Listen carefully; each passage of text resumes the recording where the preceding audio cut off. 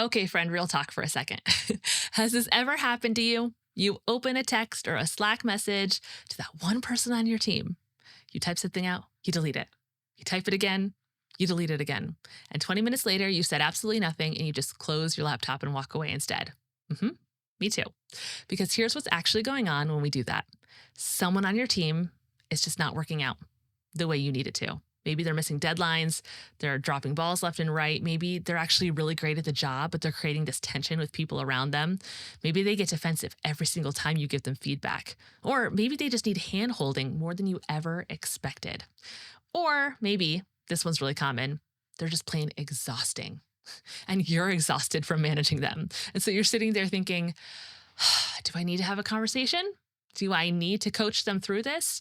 Do I need to change the way I'm leading them? Or is this person just the wrong fit and it's time to let them go?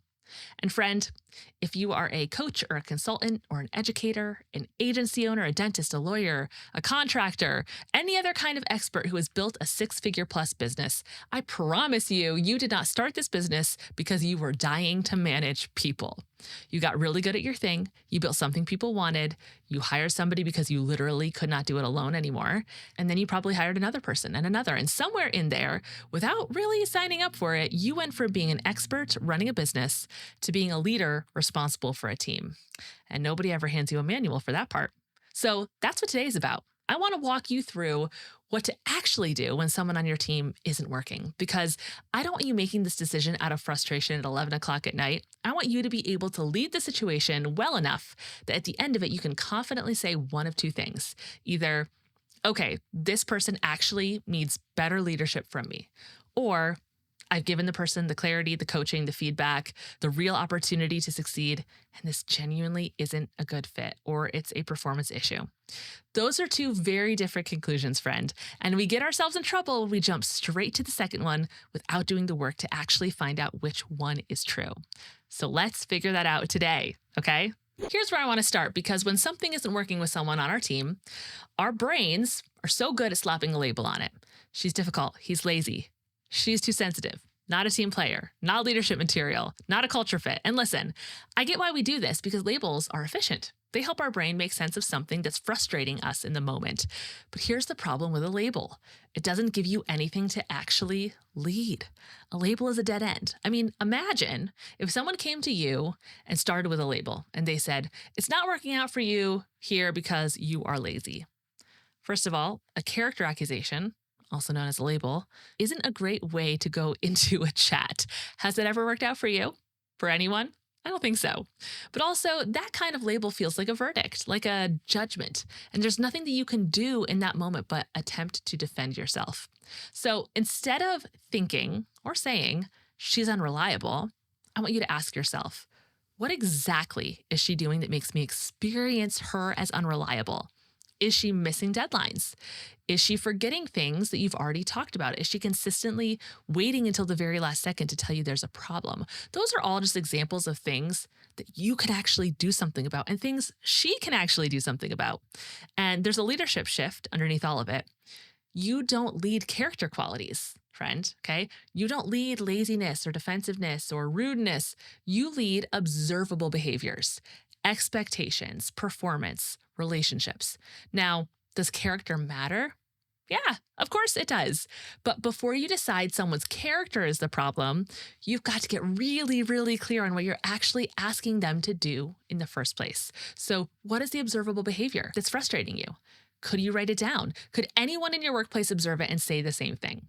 Okay, so once you have it, you need to assess it with this question. This is one of my favorite questions I hand to founders. Here it is. Is this actually a standard, or is it your preference? Here's why that question matters so much. When you were running this thing solo, your preference and the standard were just the same thing. You liked emails answered fast, so you answered them fast. You liked detailed updates, so you gave yourself detailed updates. You liked people who brought a lot of energy, so that's just how you worked because it was only ever you. But the second you have a team, you have to start pulling those two things apart.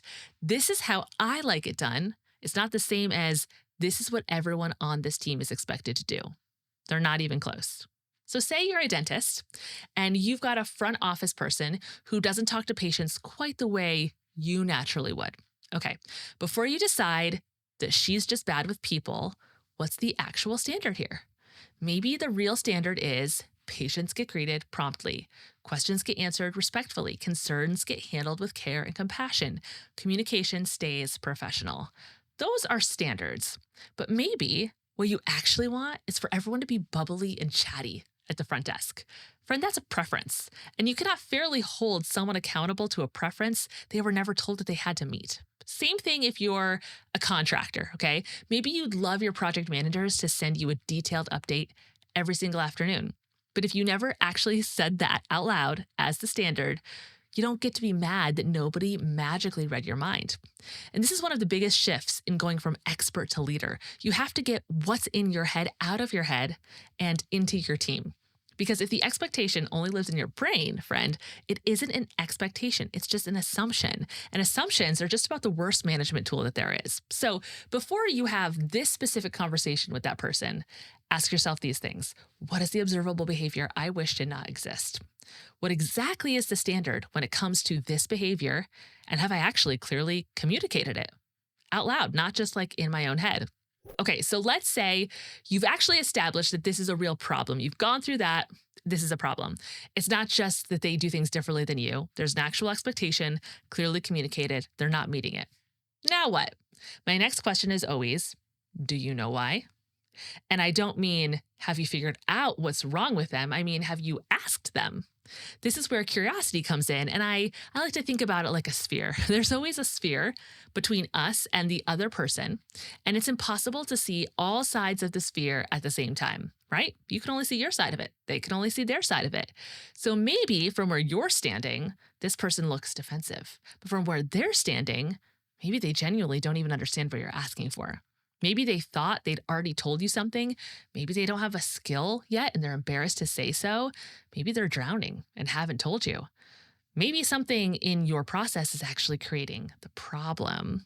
Or, and this really matters too, maybe they know exactly what's expected and they're choosing not to do it. And you can assume all you want, but the truth is you actually don't know. You don't know which one it is until you ask, friend. And curiosity doesn't mean you're lowering a standard.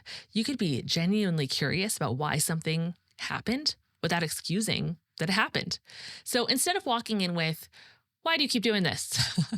Try something like, help me understand what happened here. Or walk me through how you're thinking about this. Or simply, what got in the way of this getting done?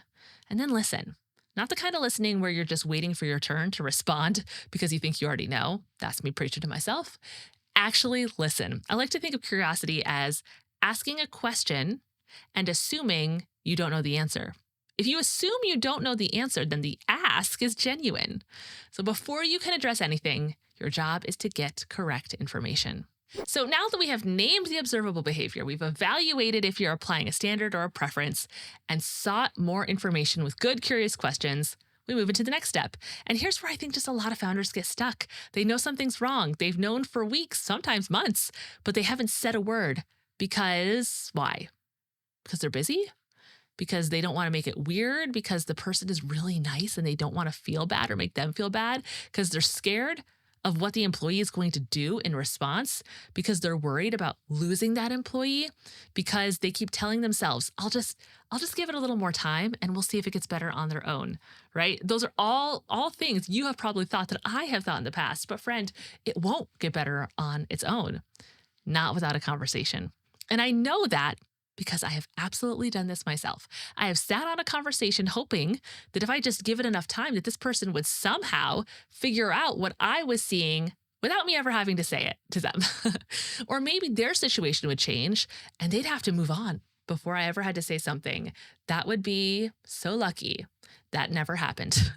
All that happened was I got more and more frustrated, which meant by the time I finally opened my mouth, I wasn't bringing them one small fixable thing. I was bringing them 6 months of built up frustration all at once. And friend, that's not fair to you. It's really not fair to them. And I know that we don't always consciously sit on these conversations. I'm someone who's really laid back. I'm quick to show empathy and grace in most situations. So I don't get set off quickly. So because of that, most things just aren't that big of a deal for me. until they haven't been that big of a deal for a long time and are suddenly an explosively big deal. But along the way, I wasn't actively avoiding the conversation. I was just passively ignoring the little conversations that built up to that big hard one. And this is exactly why I teach founders to treat feedback as a normal, regular part of leadership instead of some rare emergency intervention. Because if the only time your team ever hears from you about their performance is when you're already frustrated, feedback is going to feel awful. It's going to feel terrifying to them, and it's going to feel terrifying to you.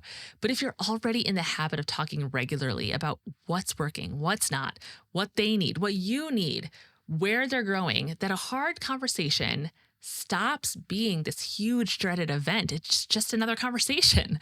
And that, friend, is exactly what we want it to be. Okay, so you've nailed down the standard. You got curious. You decided you're not going to sit on this any longer. You're going to have the conversation. You're going to sit down. You're going to talk with this person. And this is where I want to hand you a framework, because I don't want you walking into a hard conversation running purely on personality and adrenaline, even though I know you have an awesome personality. Okay, this one I teach is called CLEAR. It's an acronym. Every letter is doing something different on purpose. So C is for context. The C of CLEAR is context. Start by anchoring exactly where and when this happened. On the client call yesterday, in the team meeting on Tuesday, over the last 3 weeks, I've noticed. So you give the conversation context. L is lay out the behavior. What actually happened? Not your interpretation of it, not the story you've built in your head, not you were being disrespectful, that's a label, but what did you actually see or hear? You interrupted the client a few times. The deadline we agreed on got missed. I didn't hear about this issue until the day the project was due. Just the facts. Okay, and then E is effect. What was the impact? When that happened, the client kind of checked out of the conversation. Because the deadline got missed, the rest of the team couldn't move forward. Because I didn't know there was a problem, I never had the chance to help you solve it. See, now you've connected the behavior to something that actually matters. And next we move on to the best part, the A, which is ask. This is where it becomes an actual conversation instead of you just lecturing. So you might say, tell me what was going on for you. How did you see that situation? What got in your way? And then you listen. You listen with that same honest curiosity that we already talked about, assuming you do not know the answer. And then R is resolve. This is where you decide together what happens next. Maybe you build a plan. Maybe you clarify the expectation one more time so that there's no room for confusion. Maybe you figure out what support they actually need. Maybe you schedule a follow-up. Okay, whatever it is, you don't just wrap up with, okay, well, thanks for chatting. Don't do that. You leave with an actual mutually agreed upon clarity about what happens next. And that is clear. Context, lay out the behavior, effect, ask, resolve. Friend, this is actually one of the things I teach founders, and they get to practice with their real scenarios inside my Fix Your Team Accelerator. And I've watched it happen the same way almost every time. Someone comes in, white knuckling a conversation they've been avoiding for months. And by the time they have practiced it with our group and used the CLEAR framework once or twice, it just becomes the way that they think about giving feedback and the way that feels actually the most natural for them. And it stops being this big, scary thing. And that whole process is one of my favorite shifts to watch every time I run my accelerator. And I know that frameworks can sometimes feel like stiff, or we can want it to feel like it's corporate. But here's the thing. Friend, athletes use form. Pilots use checklists. Surgeons use protocols. Structure doesn't make you less of a human in the moment. It actually frees up your brain to stay human when things get hard, because when the other person gets defensive or emotional, you don't have to panic and freestyle it because you've got a roadmap and you just get to stay present and stick to the script. Now, here's the next piece. Once you've had the conversation, you have to figure out, what does this person actually need from me in order to succeed? Maybe it's training. Maybe it's more clarity. Maybe it is some more frequent check-ins for a while. Maybe there's a skill, right, that they genuinely need to develop. Maybe they need to take more ownership on something. And here's where I want to gently give you a little push, because I see this constantly. Founders either end up doing everything themselves, or they swing the other way to the other extreme, and they expect everyone to figure it out alone. Neither of those is actually leadership. Your job is not to carry your team.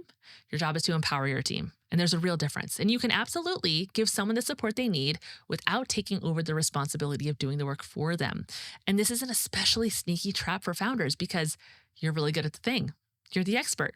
You know exactly how to solve the problem that's in front of you. So when someone on your team struggles, it is so tempting to just jump in and fix it yourself. But here's the catch. Every single time you rescue someone from a problem they could have learned to solve on their own, you're reinforcing the exact dependency you're trying to get rid of. So coach them, give them support, give them the feedback, but then let them actually own the work. Okay, now let's get to the part I do not want to skip over. Sometimes you do all of it. You clearly define the standard, you communicate it out loud, you're curious, you've coached them, you give direct, honest feedback, you follow up, and the person still isn't meeting the standard. And at that point, friend, this stops becoming a communication problem. It becomes a performance or a fit problem. And that happens. It's just how it goes. You're not a bad leader for eventually landing on the decision that someone isn't right for this role.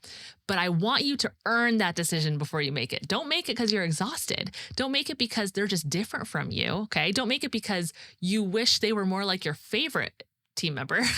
Make it because you've been clear and consistent and you've genuinely given them a real shot. And that standard still is not being met. And this is where I use the phrase celebrate or separate. We want to celebrate the people who are growing, who are meeting the standard, who have taken your feedback and grown from it. And when someone repeatedly can't or won't meet the standard, after you've done your part as a leader, the most responsible thing you can do for your team, for them, for your business is to separate. And if you're sitting here right now thinking, okay, Kara, I know exactly who this episode is about, that team member, that person on my team. I want you to pause before you go draft that termination email. I want you to walk back through these questions with me. What's the actual behavior, not the label? What's the real standard? Is it a standard or is it just your preference? Have you actually communicated it out loud? Have you asked them what's going on for them? Have you given them direct feedback? And have you followed up? And then ask yourself the big one. Have I actually led this person through the problem, or have I been frustrated that they haven't figured it out on their own? Those are very two different things. And if you've built a 6-figure, a 7-figure business, I need you to hear this. You are so successful. Okay. Congratulations. Like that is just an amazing accomplishment, but you're not supposed to know how to do this part already. Okay. You learned how to build a business. You learned how to sell. You learned your craft inside and out. You probably went to school for it. You learned how to serve your clients. And now you're learning how to lead people, different skill set. But the good news is it is a learnable skill set. So here's what I want you to do. Don't try to fix your entire team this week. That one person that you were thinking of, ask yourself, what's the conversation I need to have? Am I avoiding it? And get clear on the outcome you want. Get clear on the standard. Write down those facts before you walk in and then have the conversation. Not perfectly, friend. Okay? Not perfectly, just clearly.